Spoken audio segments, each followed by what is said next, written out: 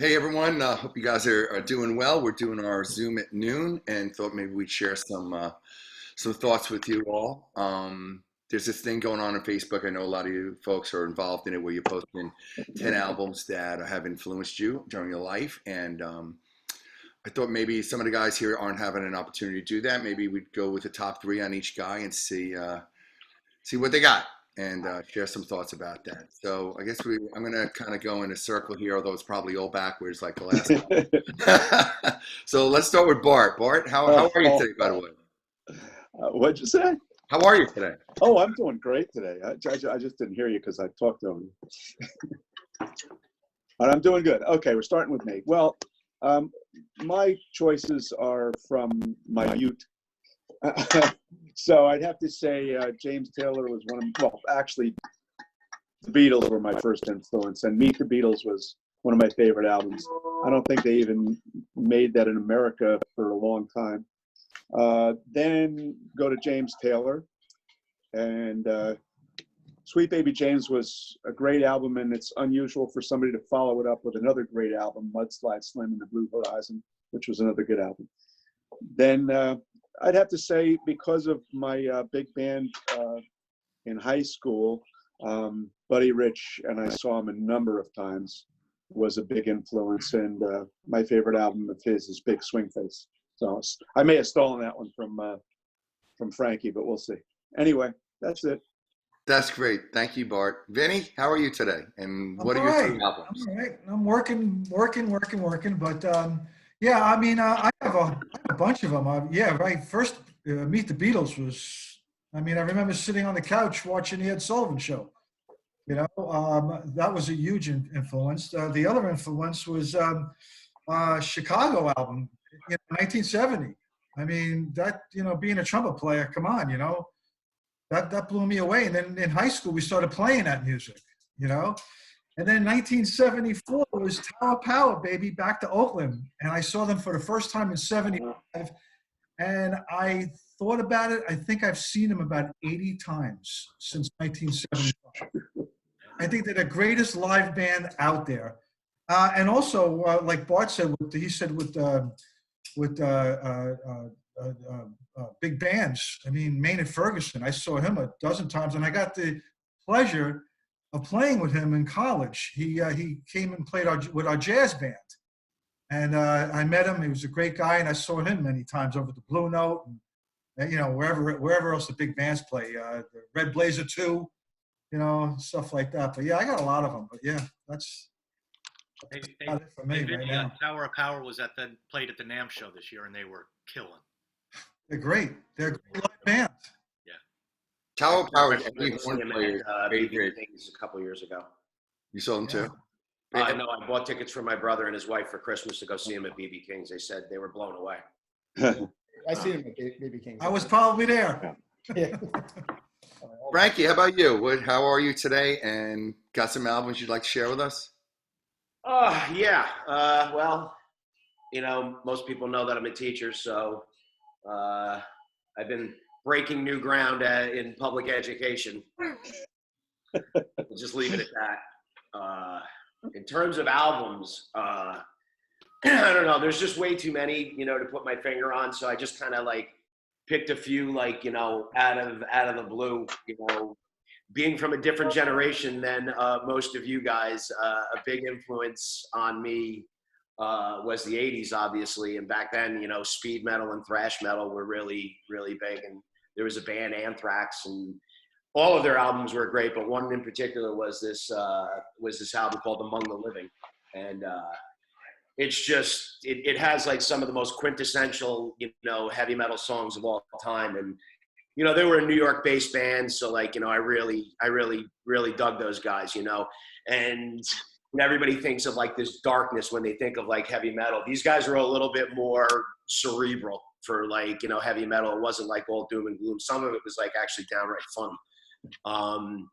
Another band that came out of a similar time again was a band called Primus, and they had this album that came out in '89, Sailing the Seas of Cheese, and it's really you know, what really got to me about that album is like, I'm big into like power trios and trios. And the fact that three guys could make that kind of noise was really sort of wild to me.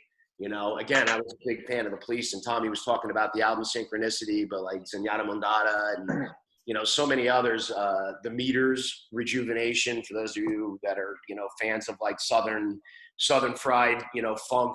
And that's, you know, it's the Neville brothers, you know, and the Neville family, and Ziggy Modelista on drums. It's just really kind of like far out, you know.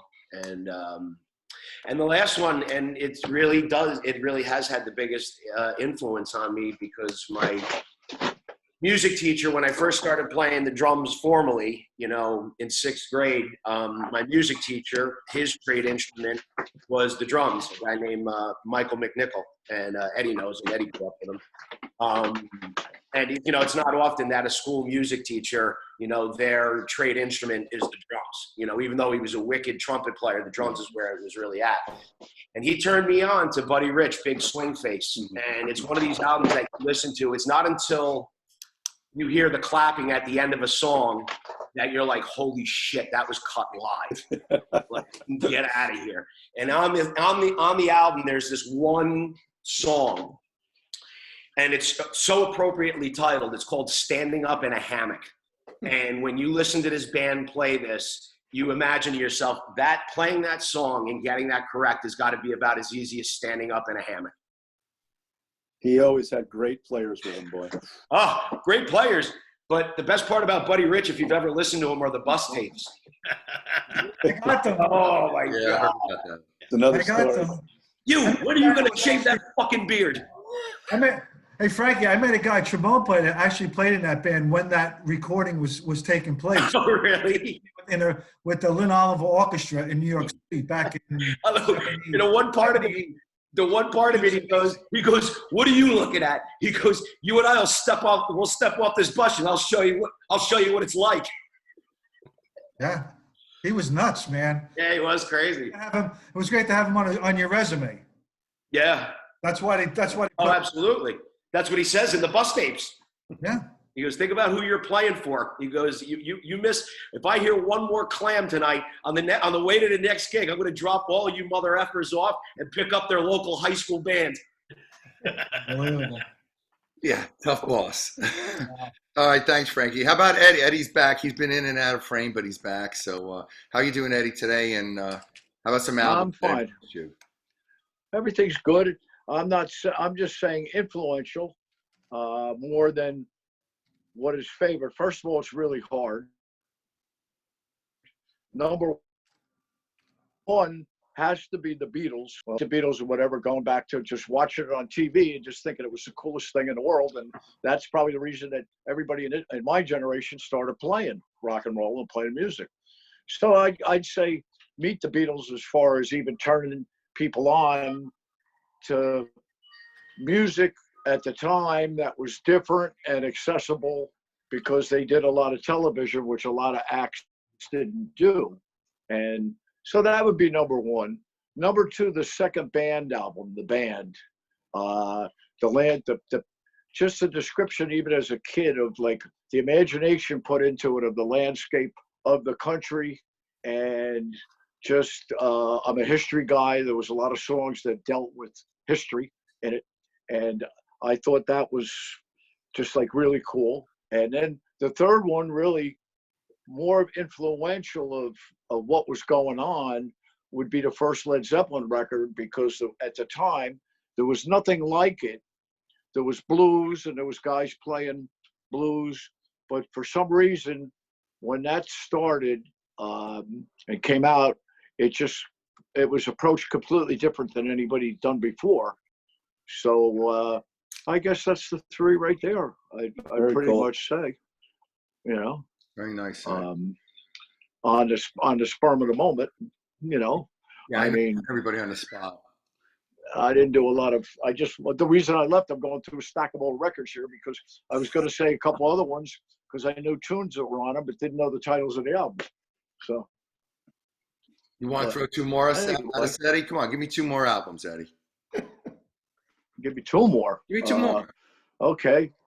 Okay, I guess the first Tom Petty album really Back to Approach and stuff changed things, and that I listened the way I listened to things, and then after listening to that, it would have to be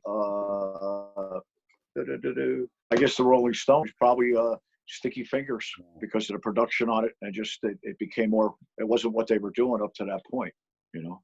Very nice. So, Like I said, so that's my great albums, that's artists, and yeah. influences we've all had. Rob, you're up next. Okay. So, it's kind of interesting because I'm listening to everyone. We've all mentioned a lot of guys mentioned the Beatles. Definitely an influence, but I'll pass on that one only because everyone else mentioned it. So for me, I think the first really influential album was Physical Graffiti. It was Led Zeppelin, Physical Graffiti, because it was the first album that playing music, and Mike always talks about us playing music from when we were young. We listened to a lot of different kind of music. Again, my parents, Elvis Presley and Herb Albert and all that stuff. But all of a sudden it was, and Burt Bacharach, Mike, you always mention that, which is great stuff. But it was like, I remember somebody brought over the Physical Graffiti album, and just listening to that was like a whole different kind of music. And it really made me start thinking about playing guitar in a different way. So I love that album, and I have it. I still play it on vinyl, and it's been always one of my favorites.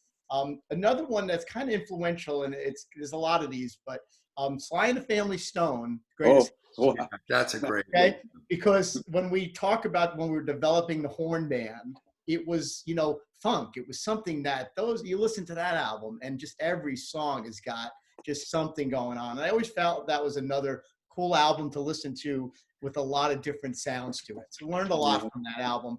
And then, I have a cross for two here, but one is Stevie Ray Vaughan is Texas Flood.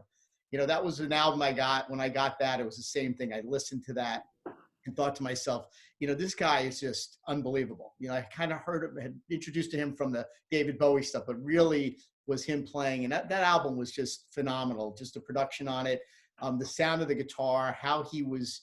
I remember listening to that and always thinking like he would finish a song, and right before he finished, he'd do another like 20 notes. He would do one little riff before the song was over. And it's like, what are you thinking? Like, I got to get this in. I got to get one more thing in before I finish. It was kind of influential from a guitar player's point of view. So I got to say those three, and there's a whole bunch of other ones too that, without a doubt, I'll throw this one. Michael did this on Facebook. I'm going to throw one more in. Albert Collins' Ice Picking, another great blues guitar album that has just always been one of my favorites. So there's my top 3.5. Great stuff. Thanks. Cool. Thanks, Robbie. Well, Rob, Tommy. ice picking? Yeah, Ice Picking. Albert Collins. Well, a lot of Telecaster. Talking about the Sly and the Family Stone thing, my brother had the greatest hits. I don't think any of the white people had like the albums. They all had the greatest hits. Right. All the black people had all the albums, like the way it sort of moved more to mainstream. We just sort of got the greatest hits. Right. A lot of interesting stuff on all the albums. Well, believe it or not, in that vein, I was at a party one night in high school, and Led Zeppelin, and it was all like rock. And the guys from the basketball team came in, and it's the first time I heard James Brown live at the Apollo. Yeah. And but didn't get it at that point. We were kind of laughing at it. Right. Didn't understand the whole influence of the other stuff was from that. Right. Yeah. All right, so I'm up. You're up. He's All got right. practice. You're doing First big album I bought. Don't shoot me. I'm only the piano player. he brought props. Okay. So that's when I realized I have some albums here still surviving. That's a great album, man. I With forgot. this, and then I can't not do Goodbye Yes. Old Brick Road. These are two that I had put up on Facebook. So this record, and then I put this one was on Facebook too. Joe Sample, Carmel. It's a great record. I don't know, not everybody knows about Joe Sample. He played in the Crusaders, and then he's on a bunch of Steely Dan records, mainly playing Electric Roads. He's on Asia, I think, and Gaucho and all that stuff. And this one, I love this record, this Dave Mason record. is such a great record. But Eddie Yeah. likes that one. Yeah, love this, right? He does a great version of All Along the Watchtower on this record. Oh wow. What one is that, Tom? It's just called Dave Mason. Dave Mason. Hey, It was Mason. 1974. Really, Yeah. really good record. That's the version that when I was in Bacharach, that was the version we did. Oh yeah, right. And I did it too in a band in high school. It's great. I got to see Dave Mason at the Turning Point. Oh God, so many years ago, just by himself, acoustic. It was pretty cool. First time I saw just somebody do just an acoustic show, and it was. All right, now, Yeah. now and I just got a couple more, just little sidetracks here. So this record, so George Carlin record. Right. Oh. So this Okay. one, I think my brother bought it, and this has. Does this have the 7 words on it? You got the weatherman on it? Yeah. Dippy Dippy Weatherman. Not sure which is on this one. Oh yeah, Filthy Words are at the end. So anyway, I think my brother might have bought this, and when my father heard it, it got confiscated and was in their drawer in the bedroom for like forever. Because they were listening to it when you went to bed. No. All right, and then last 2. All right, so this was my father's record, and it's an Art Tatum record. Whoa. And I remember putting this on, or him putting it on. I might have even put it on, and I actually felt strangely intrigued, but almost uncomfortable all at the same time, because it was so, Frankie knows, it's just so chaotic and all over the place, but it was just, amazing to hear. And last one, this is just an odd little record that my father had, this Benny Goodman record. Benny Goodman. But my father loved Benny Goodman and Glenn Miller, and that stuff we heard in the house all the time. And that just, it's like blues and jazz, and it was great stuff. Cool. That's Mike, I think you're up. Yeah, my list is a lot more boring, I think, and more predictable. Clearly Born to Run is at the top of my list. That's just obvious, but, for good reason. It really changed things for me and gave me a little more of a direction musically in some ways. I've told the story 1,000 times that my friend Scott Idman gave me the record. He was working with the band. We weren't doing any Springsteen at the time. And we were doing all sorts of music. We were doing Blues Brothers and just all sorts of things. And he handed me that Born to Run album, and he said, "You really need to listen to this." And that kind of put us over the edge. The first song I learned was 10th Avenue Freeze. I remember at my mom's house listening to this with the album cover open and reading the lyrics and all the liner notes. I really missed that about albums. Oh. I mean, that was like the best thing about having an album was Really was. listening to it all the way through from start to finish, opening the cover, pulling out the sleeve, reading the liner notes, looking at the photos. It was just an experience of the whole album, and I very often would listen to an entire album, not just one song. I saw an interview with Cheryl Crow the other day, and she was saying that she doesn't know if that's the way to do things anymore. She feels like people just do downloads of one song at a clip, and like the concept of having an album doesn't seem like people really appreciate it or really get that or want that anymore. Although people drop albums all the time, but I just loved it because, a lot of work goes into it. What song am I going to start with? What songs are going to be on the album? No.